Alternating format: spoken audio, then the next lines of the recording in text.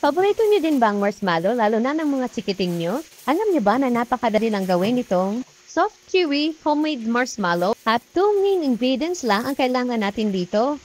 Napakasarap nito at paborito ito ng mga chikiting. Kapag nakagawa ka na nito, hindi ka na bibili ng marshmallow. Tara, umpisahan na natin. Maghanda lang ng 100 ml ng hot water at isang pack ng gelatin na unflavored. Pero kung may flavored gelatin kayo, mas mainam po yan para hindi na kayo maglalagay pa ng food color. At mix-mix lang natin hanggang sa tuluyang matunaw ang gelatin.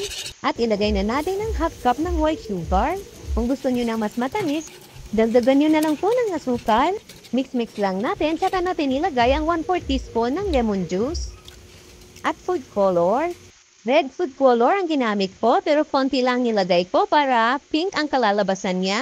Optional lang po ang lemon juice, depende na sa inyo kung gusto nyo lagyan. At gagamit tayo dito ng hand mixer.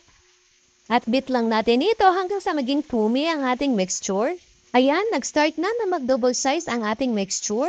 Ilalagay ko na lang po ang ating mga ingredients sa comment section sa baba at sa dulo nitong video para kung gusto nyo gayahin ang ating recipe, madali nyo lang masundan. Pag ganyan nakalapot ang mixture na pwede na makaform ng number 8, pwede na po yan.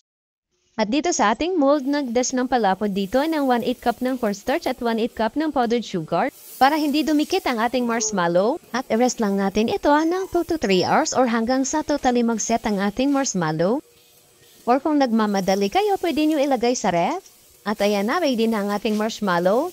Magdash lang tayo dito ng ating powdered sugar at cornstarch mixture. Para hindi dumikit, pag-ikat na natin. Depende na sa inyo kung anong gagamitin nyo na pangkat. Pero gunting ang ginamit ko dito. At ayan na, meron na tayong soft and chewy homemade marshmallow. Ayan, napakalambot at napakasarap po niya, promise. Mga kakusina, magkaiba ang gelatin at gulaman ha. Baka gulaman ang magamit nyo, papalpak talaga yan. Pag nag-request ang mga chikiting nyo ng marshmallow, gumawa na lang po kayo, mas makakatipid po kayo. Pwede nyo palagyan ng iba-ibang flavor. Maraming salamat hanggang sa susunod po.